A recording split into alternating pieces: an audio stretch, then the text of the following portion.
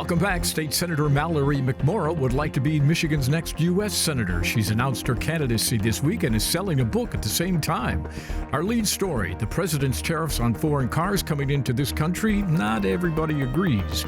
On the OTR panel, Craig Mauger, Clara Hendrickson, and Jonathan Oosting. Sit in with us as we get the inside out. Off the Record. Production of Off the Record is made possible in part by Bellwether Public Relations, a full-service strategic communications agency partnering with clients through public relations, digital marketing, and issue advocacy. Learn more at bellwetherpr.com. And now, this edition of Off the Record with Tim Skubick. Thank you very much. Welcome to Studio C on a really interesting week in our state with all the ice storms and the like. But this story wishes I'd taken more econ, when I was in school. Tariffs. Okay, what's going on tariff-wise? Well, they're finally happening. There's been stop and start and stop and start. And now we have tariffs on auto imports, foreign cars coming into the country. And we'll see what happens. I think it's been fascinating to sort of see the delays here and then this implementation finally, because this isn't really like a controlled experiment. A lot of Democrats who even say there's merit to pursuing tariffs and as a way to bring manufacturing jobs back to the U.S., but they have to be done with intention, and companies need to know what's coming down the pipeline. And so the fact that there's just been so much uncertainty, how much is that going to create some potentially additional pain than would have otherwise taken place? Yeah, I don't think being an economist will necessarily help you here, Tim. I think we're kind of in uncharted territory. I mean, I think we know there's going to be some short-term pain. The president has acknowledged that. We've already seen some churn in the auto industry just yesterday. Prices are going to go up. These are attacks on goods. But the long game is, this is reshuffling international trade. And I don't think anybody really knows how it's going to land in the end, but the stakes are obviously very, very high for Michigan especially, which does a lot of international trade across the border with Canada, the auto industry being tied in with Canada and Mexico and globally. So it's a really big deal. I mean, the stakes for Michigan are just, you can't say how high they are. They're off the charts. I mean, we are a state that depends on the auto industry. It drives everything that happens with our economy, whether that's good or bad, that's where we are. And we're a state when there's a downturn that feels it worse than other states. Those are just facts that people should keep in mind as they're watching all of this play out. The Dow lost 1,600 points yesterday. There is already some signs that the state's economy is turning negative. We've had the largest increase in our unemployment rate of any state in the country over the last year. We went from 4% to 5.4%. We have one of the largest unemployment rates in the country at this moment. So if things continue to go down and there are more layoffs and the auto industry kind of falters, at least temporarily, there is going to be a lot of problems in the state of Michigan, and that's something we should all be thinking about. Beyond the auto industry, too, there's agriculture is another big industry in Michigan. We've seen, last time Trump, tried smaller scale tariffs in 2019, the retaliatory tariffs put on the U.S. were specifically targeting the agricultural industry, and that could have a big impact on Michigan as well. The UAW, have they started to walk back that original position? Remember, the president was all in on this thing, and then Debbie Dingell had a gig earlier this week with one of the aides of the president who sort of said, well, we like tariffs, but we don't like what's going on. They didn't say that in the first round. No, and that's been a lot of the press releases from the Democratic leaders of Michigan. Tariffs aren't necessarily bad, but we can't just throw them on in a hasty manner, which is a really confusing message, I think, for a lot of people who will be reading that out there. It's wanting to have it both ways. Wanting to have it both ways at a time where, the prices people will be paying could go up, at least temporarily. People are losing money in their retirement, thousands of dollars. And then you get these kind of muddied statements coming out that, hey, it just depends how you approach this. And it doesn't really speak to the reality that people are facing. Some of the UAW's initial positive comments were specifically about the auto import tax. Specifically they're saying NAFTA and now USMCA have not resolved these trade imbalances or led to more jobs in the United States domestic production. But of course, the president has gone way beyond that this week with the quote-unquote reciprocal tariffs, which in a lot of cases are much more than reciprocal. So, I mean, there is sort of the UAW and maybe some politicians who are trying to walk that line and separate these different tariffs, but they're all kind of in the same bucket at this point. I was thinking about this morning too. It's striking to look at the two different approaches of former President Biden and former President Trump. Their end goals are the same, essentially. Bring more manufacturing back to the United States. How did Biden want to do it? He was going to provide these incentives, trying to get companies to build these large semiconductor projects in the United States. Now, Trump is doing it through issuing these tariffs. It's just two completely different directions, aimed at the same goal. What do you say? Carrot and stick. Yes, exactly. Well, exactly. The utensils were different. Scalpel versus sledgehammer. Yeah. Okay. Chainsaw, I believe, is the Doge. Yes, I'm sorry. Craig talked about this sort of being a very high-stakes moment for Michigan's economy because of its reliance on the auto industry, which is true. It's also a very high-stakes moment for Trump and his message on trade. I mean, we had this bipartisan consensus that trade liberalization would sort of bring economic growth and it would be good.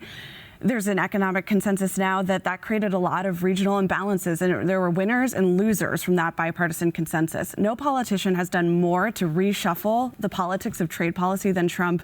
He's finally moving forward with his tariffs, and this is going to be a big test to see whether there's political support for that, depending on what happens to the economy. So in our town, if you're sitting down at the Capitol when they come back, and you're writing the state budget, do you write two state budgets? The one that we want to do or the one that we may have to do?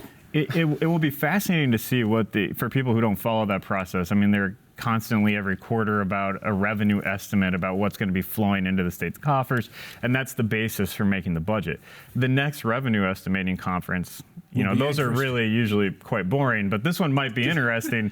What are they going to say? I mean, how do you project what to base this budget on? That's the point that you're getting to, and it's quite a question. Yeah, yesterday Governor Whitmer even brought up she's concerned about the impact this will have on schools. Right. And you don't immediately see a connection there, but it seems like what she's talking about, I think maybe you guys reported on it, was sales tax. If consumers stop purchasing as many goods, if we really do go into a recession, it's going to mean less sales tax, and a big portion of the sales tax funds schools in Michigan.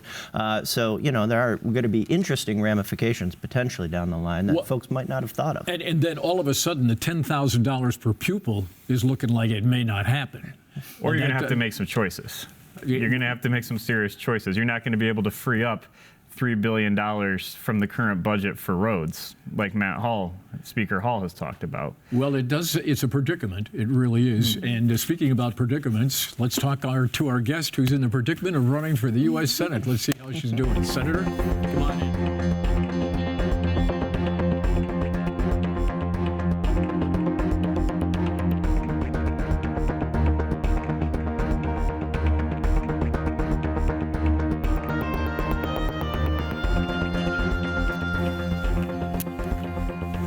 Senator, welcome back to Off the Record. It's good to see you. Good to see you. Been a busy week for you. A little bit. Let's talk about your book. Tell the people the name of the title, and after you do that, the question is, when people get done reading the book, what would they have learned that they didn't know going in? The book is called Hate Won't Win, Find Your Power, and Leave This Place Better Than We Found It. That's chapter 1. It's a full book. So it's a book in two parts, which I think is unique for politicians' memoirs. The first part is a memoir, but really to demystify the idea that I was in any way unique or special in getting into this role. I Googled how to run for office after the 2016 election. People will learn about a lot of trial and error in the book, how I really struggled with fundraising. I have an anecdote about calling a friend named Brian from college who lived in Chicago, and just how awkward it was to stumble through, I'm Mallory McMorrow, and you probably don't remember me, and the last time I saw you, we were at a kegger drinking beer out of a Frisbee. Can I have $50? And him hanging up on me. And you just build up a muscle like anything else. The second half of the book is what I am most excited about. It is a step-by-step guide, how-to, for anybody who wants to get involved and figure out how to make real change in their communities, how to find your motivation, how to find your voice, how to tell a story, and how to interact with elected officials in an effective way. All right, so when you were writing the book, when you decided to do it, did you know you were going to run for office, higher office? No. Oh, come on. No, I didn't. Oh, you had nothing else to do, and I said, I'll write a book? I wrote the book every morning for about a year, from 4 to 7 a.m., before my daughter woke up, before my phone started ringing. And that was a process that started a few years ago. I finished the book over a year ago, so the timing is very coincidental. Who's got one? Senator, the title "Hate Won't Win" that came from a speech you delivered on the floor of the state Senate in 2022, I believe it was. Right. A colleague had suggested, called you a groomer because you were supporting LGBTQ kids at the time. Obviously, that speech went viral, led to this book deal, I assume, and propelled you into the public consciousness nationwide. At the same time, we saw some of that mindset from that attack be successful politically for Donald Trump, for his allies, who are now rolling back or trying to block trans rights, kids in high school sports, for instance. Hate won't win, but is it winning? Hate's definitely having a moment. I think that is true. And people looked at the headline or that the book title and said, is this actually reality? And the case that I'm making is it's a call to action. It is not a guarantee. It requires all of us to participate and use our voices. And we're in a moment right now where Donald Trump ran on a platform of lowering people's costs. And we see people across our state saying, I did not ask for these tariffs. I did not ask for what's about to happen to my retirement. Why are you spending all of this time and energy focusing on issues that aren't impacting my life? And that's an opportunity for people to step in and raise their voices. Well, on the tariffs question, part of your strength I've heard you describe as messaging, right? Your viral speech, your holding up Project 2025 at the DNC. How should Democrats be messaging this issue? We talked earlier about the UAW, maybe going back and forth a little bit. How should Democrats or progressives or liberals, whatever, be messaging this issue right now on tariffs? Well, Jonathan, I think you hit on it exactly. When we started to hear about the tariff conversation specifically related to the auto industry and setting up the auto industry to be able to compete with the increasing success of China. That is a strategy I think that many Democrats in the state of Michigan would get behind, because there is a possibility to bring more jobs into some of these idled plants, maybe bring another shift back online. But what we saw announced this week on so-called Liberation Day is blanket tariffs on everything from every country. You know, I don't know about you, I'm a big Arrested Development fan. The joke of, Michael, what do bananas cost? $10? Was supposed to be that, a joke, and now people are heading to the grocery store. I got a text this morning of somebody who saw unroasted coffee beans and thought for a second about, okay, do I buy those and actually put in the work to roast them myself? Because we're not going to be able to afford anything very soon. There's always money in the banana stand. Always right? Money in the banana stand. Senator, I want to learn a little bit more about your policy agenda if you're elected to the U.S. Senate. If you could wave a magic wand and change 3 things in federal policy, what would they be? So what we're going to be laying out is a vision for a new American dream that falls under 3 buckets: success, safety, and sanity.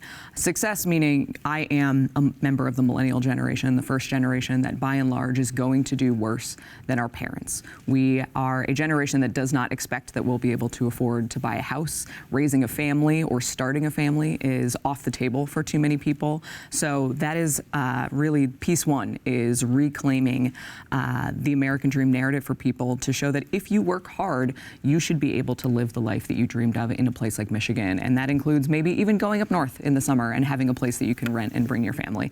For safety, that is about protecting our fundamental civil rights and liberties, our voting rights, on continuing to tackle gun violence, something that's been a priority for me in Lansing, where we've been arguably more successful than what we've seen in Washington, and bringing that approach. And then sanity, especially in this moment. I had a constituent tell me, I just want government to be boring again. I don't want to have to watch the news. I don't want to scroll social media and worry about what you guys are doing or saying or who's calling who a groomer. And that is an approach that I want to bring back to Washington and lead from Michigan in a way that I think we've been very productive and pragmatic in a way that's sorely needed. Over the last decade, a lot of the major Democratic races in the state have been decided by kind of powers that be ahead of time. They figure out who the nominee is going to be for Senate, and everyone aligns behind the person. Or governor, everyone aligns behind that person. This moment with you kind of getting into this primary race signals something different, because the powers that be aren't necessarily aligning behind you. There's some indication that other people are being recruited to run, sitting U.S. House members. Is that something that has crossed your mind Did you have any hesitation about that? And then 2, did anyone ask you, hey, don't run for this, it's not your turn yet, or tell you that? They did. I'm not going to name names, but that is something that was asked of me. And, I ran for office for the first time in 2018 when nobody asked. I looked it up, I figured out how to do it, I figured out who represented me and put my name on a ballot, and was told then that I had no chance of winning. One of my local Democratic Party leaders said, that's cute, you're going to get destroyed, but you can build your name recognition and run for city commission next time. I think that Michiganders are tired of watching parties anoint people. They want a choice. We heard that loud and clear in 2024, that voters want to decide their own future, not have it decided for them. So it was important for me to announce first, to come out of the gate with our vision, and the response has been incredible. We raised over $1 million in the first day. We got donations from all 83 counties and all 50 states.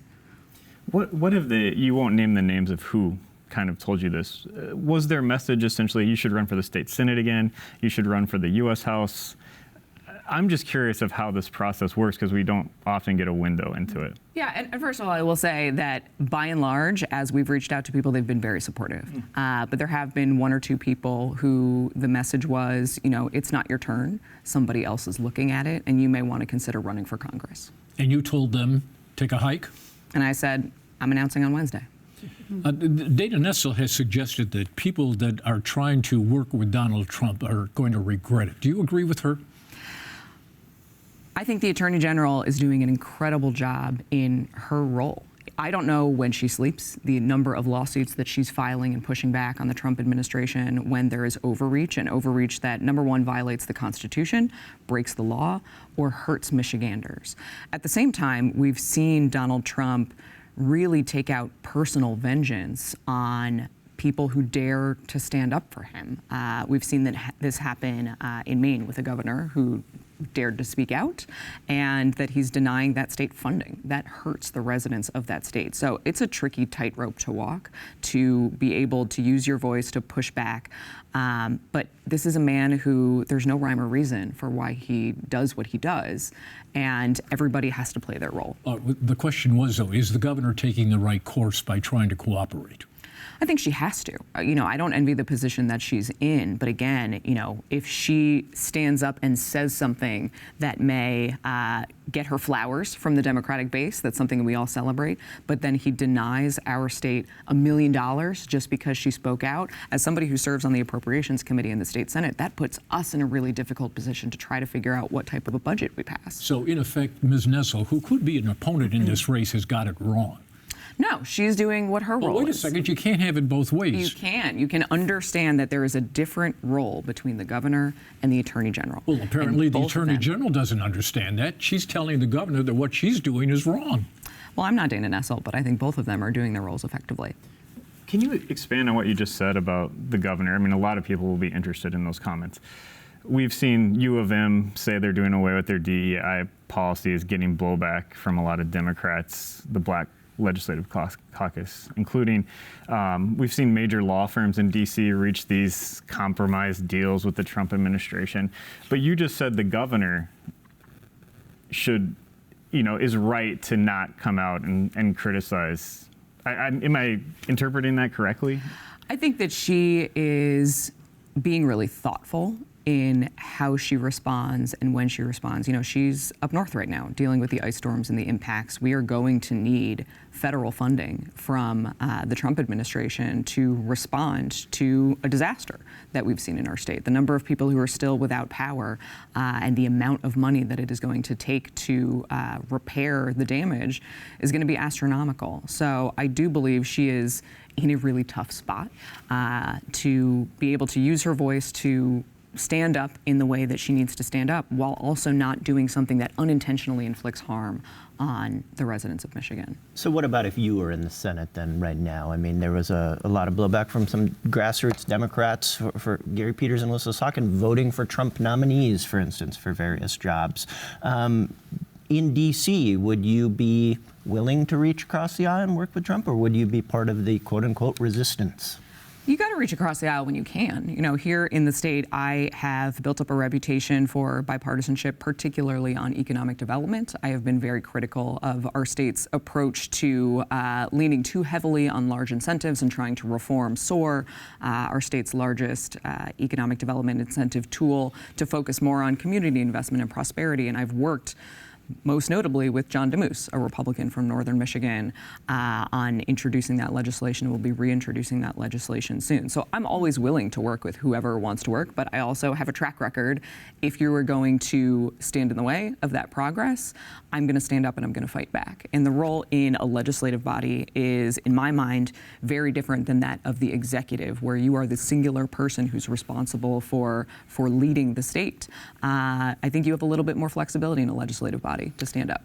I have to admit, I haven't read your whole book, but I did read some bullet points that said some things to the effect of, one of the arguments you make is the place to make real change is local government, not federal government. Why are you running for U.S. Senate if you believe that? So the book is targeted at anybody and everybody who wants to make change. And what I've seen happen is people who call me and they say things like, I have sent emails to our U.S. senators, I've sent emails to the president, and I'm not seeing the change that I want.